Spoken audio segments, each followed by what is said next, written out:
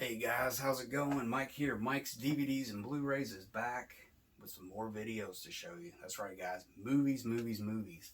If you love movies like me, then you got to get your fix of movies, and I may have that fix for you today. So let's look into the bag and see what Mike has. Today I want to kind of focus on a director by the name of John Farrow. He was an Australian-born director who came up to America, started working in the industry as far back as the 30s, I believe, and he worked his way up to doing some pretty good directing movies and everything. And later on, he would marry was it Margaret? What's her name? Anyways, what was her name? Margaret Sullivan or Margaret? Can't even think of it right now. But anyways, they got married and they had a daughter named Mia Farrow that would go on to be everything that Mia Farrow is. But enough about that. Let's talk about the movies where it all happens. I've been watching movies for the past couple years, and I keep noticing a director that pops up, John Farrow, and I've known about him for a long time, and I would see his movies and whatnot and stuff, and not think too much about it. But it just all kind of gelled here recently with watching a few movies. Now, I mean, John Farrow is not, a director's director or anything like that. He's more in the spirit of like Steven Spielberg or something, where he can make movies that appeals to the masses but kind of keep it interesting and everything about it. He's not trying to be the director, he's not what do you call it? He's basically an average director, but a little bit better. I mean, looking back at some of the movies he's done, it's been really cool. So I just thought I would spotlight a few movies that he made, especially this one I just can't seem to get enough of. I've watched a couple times already. But the first movie that really made me think about John Farrow was this movie called Five Came Back. And this is one of those movies, the plane crashes on a, deserted area, and they've got to kind of get it together to survive. And then you got all the different people, different, you got the women, you got the men, you got the child, you got the gangster, you got somebody who's dying, you got the mixture, put them all together and see what happens. But Five Came Back, really cool. It's got a huge cast. Chester Morris, really good. Famous for what did he do? He did a lot of good movies, but he was in the Whistler? Was it the Whistler series? You got a young Lucille Ball. You got John Carradine, who's really good in there. Alan Jenkins, really good. A face you may not recognize the name, but he was in many Warner Brothers gangster crime type movies in the 30s. And this is for RKO, by the way. It's also Joseph Kalia, C. Aubrey Smith, Patrick Knowles, so on and so on. But yeah, it was made for RKO in 1939. I don't know what it was about 1939, but man, it didn't matter what studio it was. All the studios were putting out excellent movies. But yeah, this is basically the plane crashes and they're going to try to get it fixed up again. Kind of similar to Flight of the Phoenix, where they're crashed. They lose radio contact. They, different stuff, so they're stranded, so they're working on the engines, they're trying to piece it back together. It's not like the runway gear is really what's messed up on it and stuff like that. But during this time period, you got one of the things is there's a marshal escorting a criminal to jail, and he's on the flight. And then you got a young kid whose father is a gangster who just got arrested or just got killed. And he's with this guy who's kind of his right-hand man, who's taking care of the son to get him back to his mom or something like that. And all that happens during the flight. Lucy's kind of like a woman who's been kind of down on her luck. She might be a floozy, she may not be. But you get it. You got all the different types in there and stuff. So it's a really good movie. It's one of those ensemble pieces, kind of like Alfred Hitchcock's Lifeboat, stuff like that, where you get a group of people and you stick them in a room basically, and so it's down to the bare acting, down to it and stuff. So it's really cool. I'm sure it's a low budget movie. RKO, was known for, but now he's done some movies before this, but this was when he really hit the radar with me. It was with Five Came Back. Next up is a movie. This is a movie called China, and it's released. This is a Blu-ray from Kino, starring Loretta Young and Alan Ladd. And one of the best parts about it is William Bendix. I've been kind of getting into William Bendix. Him and Alan Ladd made a good team together. Alan Ladd seems like he teams well with people. His teaming of Veronica Lake and him were always successful. And I think with William Bendix was very successful. It's not advertised as much as, say, Veronica Lake, but William Bendix was always really good. But yeah, this was a good movie from 1943. It's 79 minutes. Let me see here. Alan Ladd plays an American gasoline salesman in 1941 China who supplies his wares to the highest bidder, in this case, the enemy Japanese. His unbiased business philosophy is tested on a trip to Shanghai when he meets an American school teacher played by Loretta Young and her Chinese students who tell him of Japanese cruelty. In a surprise show of fierce allegiance, he joins a band of Chinese guerrillas on a daring heist. Co-starring William Bendix and featuring masterful cinematography by Leo Tover. This action-packed tale carried a Hollywood record of using 70 pounds of precious rationed gunpowder at the time during the war. It's got a audio commentary by film historian Eddie von Mueller, which I just discovered during listening to some of the audio commentary, that I thought it was Eddie Mueller, the film noir guru, but apparently this is another guy altogether. I mean, it's not spelled the same. Eddie is with E-D-D-Y. So I don't know. It's kind of weird. Maybe he is the same guy. I don't know. But China was really good. Alan Ladd is kind of like it's almost like an Indiana Jones character. This movie and another one I'm going to talk about, the next one, you can really see that influence of like the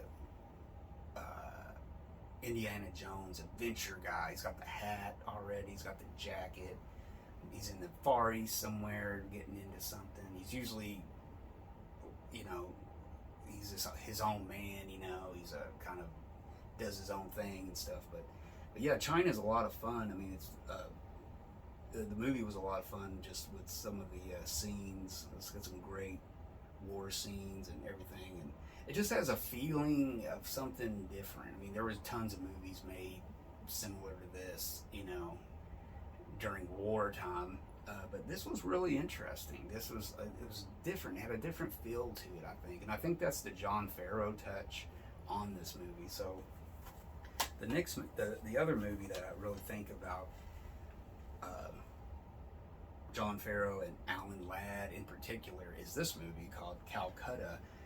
I featured this in one of my film noir episodes, but I really wanted to talk about it again. This was another movie I've watched lately. There's been a few movies I've just really been wanting to rewatch them for some reason, but in this one more so, he has kind of a James Bond, Indiana Jones vibe about him in this too. Especially when he's got his suit on and everything, he really reminds you of James Bond, or maybe James Bond borrowed some of that from him. The characterization of him and how he dresses and holds himself and everything. But yeah, Calcutta, really cool. Alan Ladd. It's got William Bendix co-starring as his buddy in this one too. And I'm telling you, they work well together. I like it. And it's got the lovely Gail Russell. I mean, she was such a tragic beauty and everything. I wish she would have lived longer and done more stuff, but she was a tragic tale and had her demons and stuff. But yeah, she is so beautiful in this movie. And it also co-stars June Dupree, and of course directed by John Farrow. But yeah, this is a really cool release. This is from '46. This is a few years after, and basically this takes place. Basically, him and William Bendix are cargo pilots. They, ship stuff and whatever needs to be shipped, and for the highest bidder and all that. So you kind of got that going on, and but yeah, it's a really cool, like a post-war, movie, kind of post-war. This is after the war, and everybody needs something, and it's really good. I really enjoyed it. Calcutta, really cool. And this is the DVD. I'm honestly not for sure if it's on Blu-ray, but it could be. Next up, we shift gears. We're in wartime still, but this is a wartime movie called Wake Island. This is from 1942. Also got William Bendix in it. This time we got Brian Donlevy starring. This is for Paramount. He was at Paramount for years. McDonald Carey, Robert Preston, weirdo Albert Decker. He's in this, and really cool. And this was known as actually one of the first war movies done during wartime. Like, this was the first of the World War II movies and stuff. The way it was definitely about Wake Island was the first, talking about it. But yeah, it was actually nominated for Best Picture, Director, Supporting Actor, which was Bendix, and the screenplay, which was by W.R. Burnett and Frank Butler. So it's got a lot of cool stuff. It's got two different audio commentaries and the trailer and everything, but it's really good. Really good. Wake Island, great cast, great director and stuff. So pick that up. That's on Kino also. And finally, guys, this is a movie that this is from Paramount. I found this older DVD release of it, starring one of my favorite actors. And I really liked him in the westerns and different stuff he was in. But Glenn Ford, Plunder of the Sun. Again, this is directed by John Farrow, starring Glenn Ford and the lovely Diana Lynn. I was thinking somebody else. Yeah, Diana Lynn. But yeah, this is basically a treasure hunt movie, and it's got some really cool special features on here. This came out in 2005 release, so it's pretty nice for that time period. But yeah, he's basically they're trying to find this treasure down in Mexico.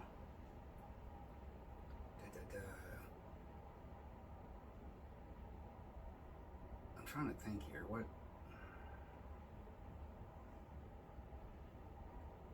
Yeah, it has a lot to do with like people getting the treasure out and selling it to people, and there's like some off limit stuff. So it's another adventure. This time, below the border, and really cool, really interesting. I'd come back to this for sure. But yeah, Plunder of the Sun, and this came out in 1953. So, but yeah, really cool release. I don't believe it's on Blu-ray. But anyways, yeah, John Farrow, great little director. There's still some. Right now, I'm in the midst of discovering some of his movies. So who knows? One day you might see a part 2. But yeah, I got some really good ones. Kino's put out some really good stuff from the 40s and everything. So there you go, guys. I hope you maybe learned something different. Maybe that encouraged you to check out some of these releases. But out of all these, I recommend all of these a lot. But man, I have to say, Five Came Back. You need to definitely check that out, because that's like his first good movie, big movie. But I have to really recommend Calcutta. It's really good. Check it out. I mean, it's not an epic Oscar-winning movie, the best movie ever made, but it's a lot of fun. It's the fun factor on it and stuff. So, plus repeat viewings, or I want to watch it all the time for some reason, but I don't know. Just call me Calcutta. But there you go, guys. Some movies by John Farrow. Somebody there's a few more that I put in other videos. Like he made a lot of good film noir. So check out my film noir videos that I put out recently. I 1, 2, 3, and 4. Check out one of those. I talk about some of his other film noir stuff. So there you go, guys. Hope I didn't bore you too much. And if you made it this far through the video, if you could, give me a thumbs up. If you know, feel so, if you want to do that. But anyways, guys, make sure you don't forget to subscribe also to the channel if you haven't already. All that good stuff. So I like hearing from you guys, so comment. And I will see you guys next time. I got to rewatch Calcutta for the 4th time. So, that's about it, guys. You guys take it easy. Watch a good movie, will you? Have a good time, guys. And I'll see you later.